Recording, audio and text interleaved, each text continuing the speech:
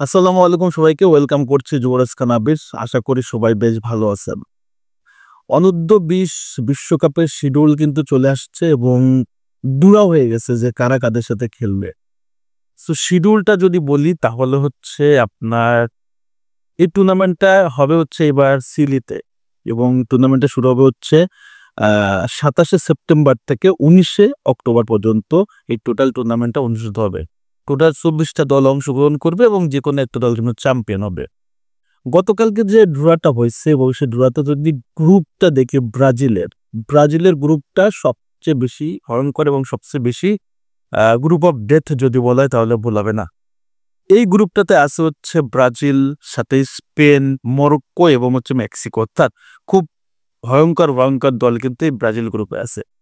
এই টুর্নামেন্টের সবচেয়ে বেশি শিরোপাধারী দল হচ্ছে আর্জেন্টিনা এবং ব্রাজিলের শিরোপা হচ্ছে ৫টা, আর্জেন্টিনা সেখানে ৬টা।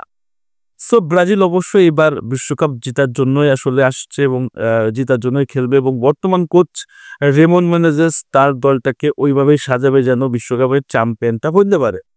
এবং আরো একটা অ্যাডভান্টেজ সে পাচ্ছে, তার সাথে কার্লো আনচেলত্তি আছেন ব্রাজিলের বর্তমান নতুন কোচ এবং তার সাথেও কিছু পরামর্শ থাকবে এবং এই বিশ্বকাপটা কিভাবে তরুণরা ভালো করতে পারে সে বিষয় নিয়েও কিন্তু কার্লো আনচেলত্তির সাথে দরিফাল আপনার হচ্ছে রেমন মেনেজেস কথাবার্তা বলবে। সো এই টুর্নামেন্টের আসলে স্ট্রাকচারটা কেমন হয়, এই টুর্নামেন্টটা আসলে কিভাবে ফাংশন করে সেটা যদি একটু বলি। এই টুর্নামেন্টে টোটাল অংশগ্রহণ করা হচ্ছে ২৪টা দল এবং ৬টা গ্রুপে আপনার ৪টা করে দল থাকে এবং সেই গ্রুপ স্টেজ থেকে তারপরে হচ্ছে রাউন্ড অফ 16। এখন রাউন্ড অফ 16 দেখা গেল প্রত্যেকটা গ্রুপে ২টা করে দল যায় টপ আপনার রানার্স আপ এবং চ্যাম্পিয়ন, তাহলে টোটাল দল হচ্ছে কয়টা? 12টা। তাহলে রাউন্ড অফ 16 লাগবে হচ্ছে 16টা দল। বাকি 4টা দল ৬টা গ্রুপ থেকে যাদের পয়েন্ট সবচেয়ে বেশি থাকে তারাই কিন্তু চলে যায় রাউন্ড অফ 16-এ এবং সেখানে নকআউট স্টেজ থাকে। নকআউট স্টেজ থেকে তারপরে যায় হচ্ছে আপনার কোয়ার্টার ফাইনালে টোটাল দল যায় হচ্ছে 8টা।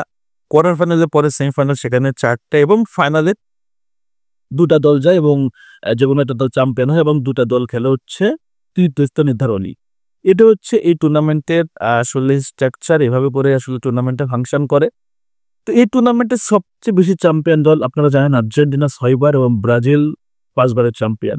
এক্সামিশনের জন্য কিন্তু ব্রাজিল যাচ্ছে, তবে যে গ্রুপে পড়ছে সে গ্রুপ থেকে আসলে উতরে ওঠাটা বড়ই চ্যালেঞ্জিং, বড়ই মুশকিল। তারপরেও দলটা যেহেতু ব্রাজিল এবং শক্তিশালী দল, অতীতের ৫ বার বিশ্ব চ্যাম্পিয়ন দল এবং লেটেস্ট কোপা আমেরিকা চ্যাম্পিয়ন অনূর্ধ্ব-২০, অনেক অনেক শক্তিশালী। তবে একটা চ্যালেঞ্জ কিন্তু ব্রাজিলের থেকেই যায়, সেটা হচ্ছে যে প্রত্যেকটা প্লেয়ারকে আসলে ছাড়বে কিনা। অনূর্ধ্ব-২০-এর প্লেয়াররা বিভিন্ন সবাই আসলে ক্লাবগুলোতে খেলে এবং ক্লাবগুলো থেকে সবাইকে ঠিকঠাক টাইমে ছাড়বে কিনা, এটা হচ্ছে বড় চ্যালেঞ্জিং।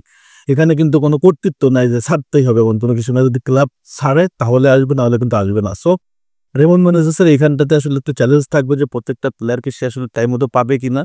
এই জিনিসটা হচ্ছে সবচেয়ে বড় চ্যালেঞ্জিং। তো আমি বিশ্বাস করি যে আসলে আগে থেকেই পরিকল্পনা যেহেতু করা আছে এবং কিছু প্লেয়ারকে অবশ্যই পাবে। এস্তেভাও উইলিয়াম সেলসিতে চলে যাচ্ছে, তাকে পাবে কিনা সেটা নিয়ে আসলে যথেষ্ট সংশয় আছে। তবে যেহেতু এখনো প্রায় ১.৫-২ মাস টাইম বাকি আছে, এর ভিতরে আমার বিশ্বাস যে রেমন মেনেজেস তার দলটাকে গঠন করে ফেলবে এবং বিশ্বকাপের জন্য প্রিপারেশন করাই ফেলবে। যেহেতু তার গ্রুপে আছে স্পেন, মরক্কো, মেক্সিকো। সো ভয় পাওয়ার কিছু নাই। এই টুর্নামেন্টে ব্রাজিল দারুণ কিছু করবে। গত সিজনে আমরা হচ্ছে ইসরায়েলের কাছে হারছিলাম, এবার চ্যাম্পিয়ন হয়ে আবার বাড়ি ফিরবো ইনশাআল্লাহ। সো আপনাদের মতামত কি এই টুর্নামেন্টে আসলে ব্রাজিল জানাতে পারবে কি না সেটা কিন্তু অবশ্যই কমেন্টস করতে ভুল করবেন না। আল্লাহ হাফেজ।